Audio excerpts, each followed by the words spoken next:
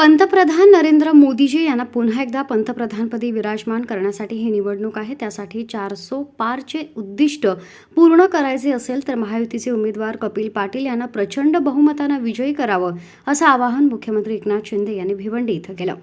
या भागात भूमिपुत्रांचे अनेक प्रश्न मार्गी लावण्यासाठी कपिल पाटील यांनी कायम पुढाकार घेतला असून या भागातील वाहतूक कोंडीचा प्रश्न असेल, गोडाऊनचा प्रश्न असेल किंवा जमीन अधिग्रहण करताना निर्माण झालेले वाद सोडवण्यासाठी त्यांनी कायम पुढाकार घेतलाय असं शिंदे म्हणाले।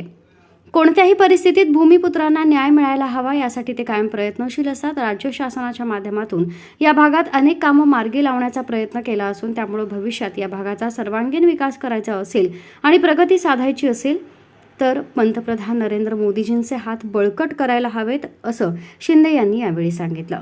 ज्या ज्या ठिकाणी मोदींच्या सभा झाल्या त्या ठिकाणी देशभक्तीची भगवी लाट निर्माण झाली आहे।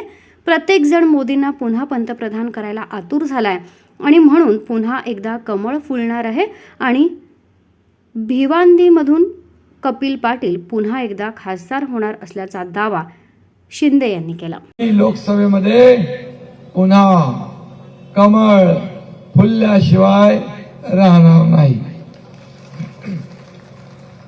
राज्यातच नाही तर देशभरामध्ये एक भगवं वादळ निर्माण झालंय। देशभक्तीची आणि मोदीजींची लाट उसळती आहे। मोदीजींची क्रेज मी आपल्याला सांगण्याची आवश्यकता नाही।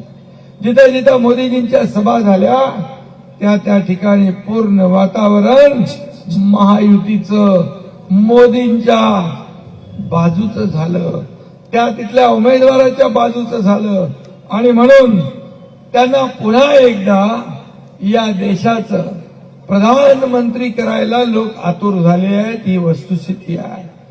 ही काळ्या दगडावरची पांढरी रेघ आहे आणि म्हणून या मतदारसंघात देखील कपिल पाटील यांना पुन्हा दिल्लीत पाठवायला तुम्ही सगळेजण सज्ज झालेला आहात हे देखील या ठिकाणी खात्रीपूर्वक सांगतो। आणि म्हणून मोदी है तो मुमकिन है आणि म्हणून सगळे म्हणतात अब की बार 400 पार। काय म्हणतात?